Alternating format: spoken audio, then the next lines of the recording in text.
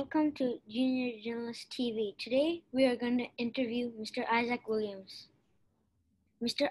Williams is a principal architect with the company Fielding International. He has led the design of multiple schools around the world, and now he will be designing the new SAS campus upgrade.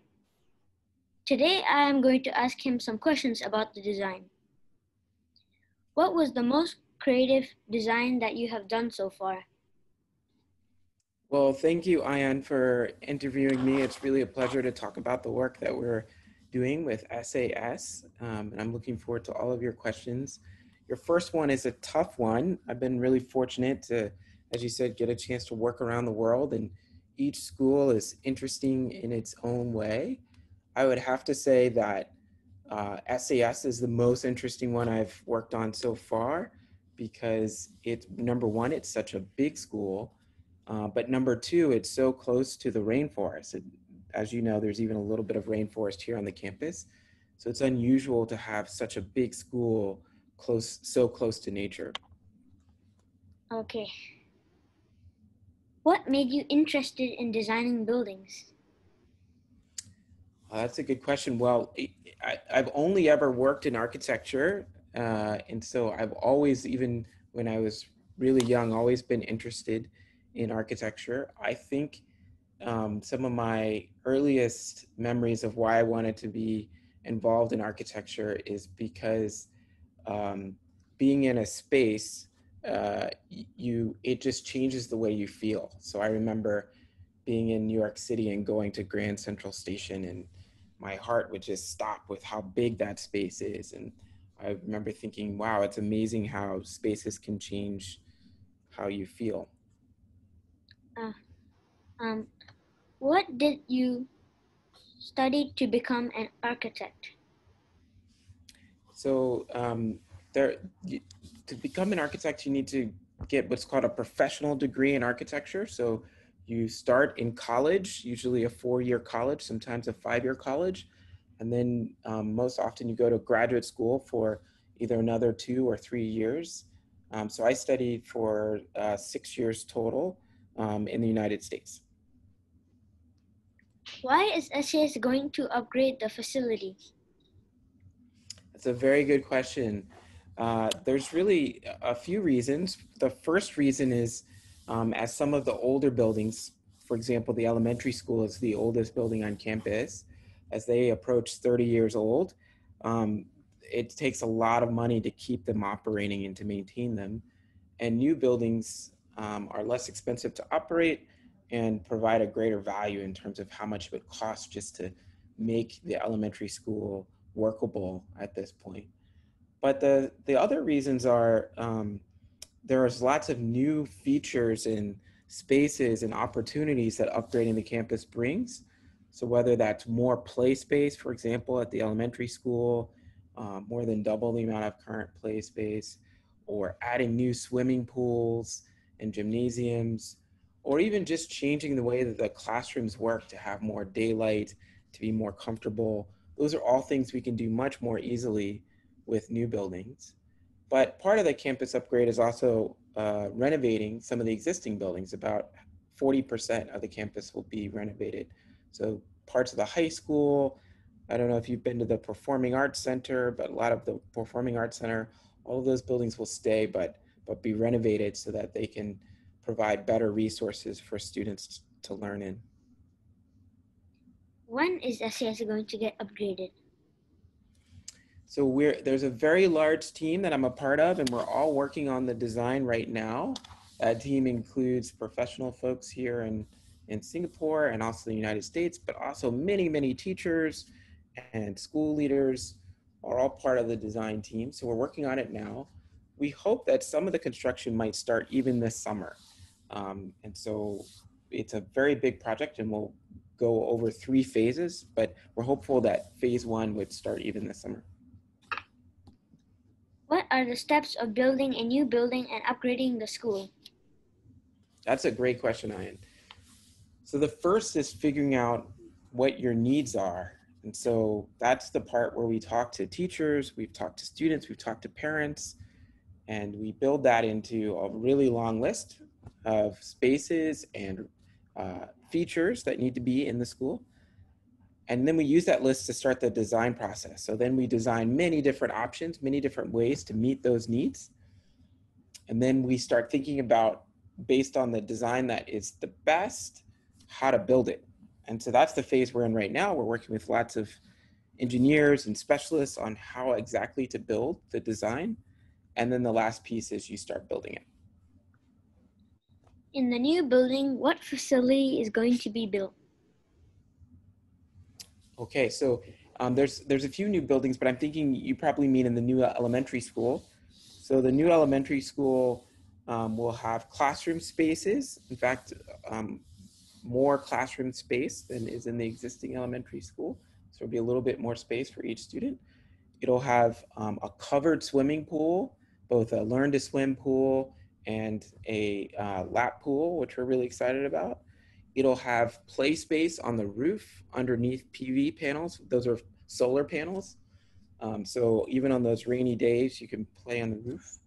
It'll have a bus bay where all the buses arrive. So also on those rainy days, when you're getting out of the bus, you can get out under cover and walk into the building. But it'll also have a lot more dining space so that a whole grade level, actually 2 grade levels, could eat at the same time. So lots of features that are in the existing elementary school, but also many new ones like the ones I described. Oh, I Will should they, also mention, Ayaan, I'm really excited about the STEM and STEAM Center. So that supports robotics and computer science and math and the library. That's right at the center of the school. So those are some new spaces that will make the elementary school even better. will they change the routine of the school, like the schedule? Yes, I think there will be some changes. I think for the better. So because of all that dining space I was just talking about, it means that less of the day has to be used to move students through the dining. And so that's going to free up more time during the day. Uh, Also, more time maybe for recess because it's more efficient in terms of getting students to the cafeteria. I think the routes that students walk will be shorter, much easier to get to the library, much easier to get to music, things like that. It's still a really big building, but because there's so many students who go to it, but we've tried to work very hard with the teachers and all who have been involved in design to make it really easy to move around the building. How will they take down the building? That's also a really good question. So there's some experts who are looking at that, both engineers and construction managers, and it'll be a combination of things. That they have special equipment that starts to basically cut the building up into smaller pieces so that it can come down, be demolished without creating too much dust or too much noise. So that's one of the things that they'll do. In other cases, they might use some heavy equipment to actually knock down some of the walls as they start moving their way in. And then whatever we can keep and reuse, whether we reuse it in the new building or we give it to others to reuse, we will. Um, and things that we can recycle, like some of the concrete, uh, can be pulverized and reused, recycled. So we're trying to be really thoughtful about the way that the existing building is demolished. Where does the construction garbage go? Mm, that's a really good question too. So it goes many different places. In some cases, like I was describing, it can be recycled. Uh, so some of the metals, for example, or the concrete can be recycled. In other cases, it can be reused. And so the contractor can store, the contractor's the group that builds the building, they can store it and then reuse it for different things. In other cases, it gets hauled to what they call a salvage yard, where it gets stored, and if anybody wants it, they can take it. And then lastly, some of it will go to the landfill, but the contractor will try very hard to minimize the waste that goes to the landfill. Is there anything from the old building you can keep? Yes. So actually, with your teachers, with Ms. Kasky, we've been looking at particularly the artwork. There's so much beautiful artwork around the campus, from the totem poles near the elementary school to the various paintings and tiles. And so that has been cataloged and used to start thinking about what could be relocated into the new buildings, as an example. How will they move the soccer field? Okay, so they'll actually rebuild it. So there is the elementary school is built on the north and south fields, as you know, and right now new fields are being built just to the west. That's closer to the highway and the HDBs. There's new fields being built so that before the elementary school construction starts, those fields can open and students can use those fields while the elementary school is being rebuilt. And then after the elementary school is built, there will be yet more new fields built on the east side of campus. That's near the main entrance as part of the campus upgrade plan. How will they move all the facility? Mm. So that part we're figuring out, and it'll take some planning between now and when the building opens, and that will also be something done with the school leadership. So people like Mr. Haas and Miss Wood and all of the deputy principals, as well as the teachers to start thinking about how things get packed up and moved over. So the first thing is to come up with a plan. And then there will be a couple of moving days when boxes will arrive probably just before school ends and things start getting packed up. And then a professional moving company will move all of that just over the campus to the new building and put it in place. Um, SAS has a lot of experience doing that since there's renovations done each summer to the building. So um, it just will take some planning. What are the good consequences of this idea? So a big one is sustainability. So the new buildings will be much more sustainable. They'll utilize more solar power, more renewable energy. So we think that's really important. But they also will be designed to support human health. So much better ventilation system to bring in more fresh air and keep germs and viruses from spreading, as an example. Much better daylight. There might be some rooms you've been in, Ayaan, that don't have many windows or feel kind of dark without the lights on. So that won't be the case in the new building. Much better access to outdoor space. So every floor you can walk outside to some outdoor space, which will be really fun. What are the bad consequences of this idea? Mm. Well, construction is always tricky. And, to your question earlier about waste, there are some things some parts of the old building that will end up in the landfill and be demolished. And so we will create some waste as part of this process for sure. Construction also, there can be some noise and disruption. And so again, a lot of experts looking at how to absolutely minimize that. But that's always something to look after.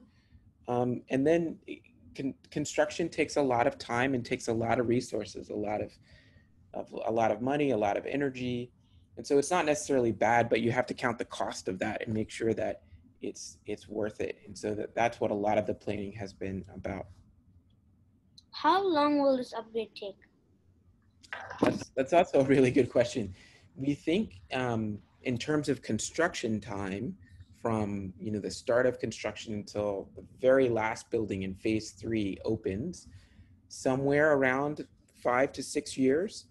But since the pandemic has started, we're constantly checking in with contractors, the builders, to see if that schedule still is workable. So, no one knows for sure, but probably somewhere in that time frame, 5 to say 6 or 7 years.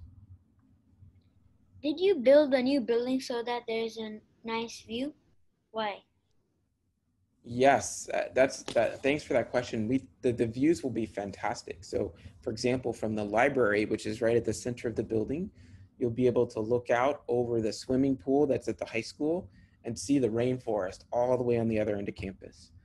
From nearly every learning space, whether it be a classroom or even from the dining spaces, you'll be able to look out and see trees. So we're really excited about that. So view, to your question, is really one of the things um, that helped us decide what the shape of the building would be. We really wanted to maximize good views. Is the fi- is this the final upgrade, or will you upgrade the school even more? So after the 3 phases of the campus upgrade, the hope is that for many, many years, call it 25, 30 years, that would be all that's sufficient. But the buildings are designed so that the next time, if there is a need for an upgrade, they can be much more easily upgraded. So right now, so many of the walls in the elementary school, they're made out of concrete. So if you want to move a wall, it's very difficult to do and takes a lot of time. And so the new building will be much more flexible. So we're hoping that this upgrade will last for a very, very long time. But you never know the future, what the future will hold, and things change so quickly now. Is there anything else you would like our audience to know? Well, I just would like to say how much fun it is designing with students. We've had a number of workshops on everything from play space to dining over the years, and that's one of the real joys of working on schools. So we love getting student ideas and student feedback, and as the design continues and the building process continues, I'm really looking forward to having more time to connect with students. So I really thank you for your questions and taking the time to interview me. I I look forward to seeing more of our new building. Thank you for your time and for talking to Junior Journalist TV. Bye. Bye.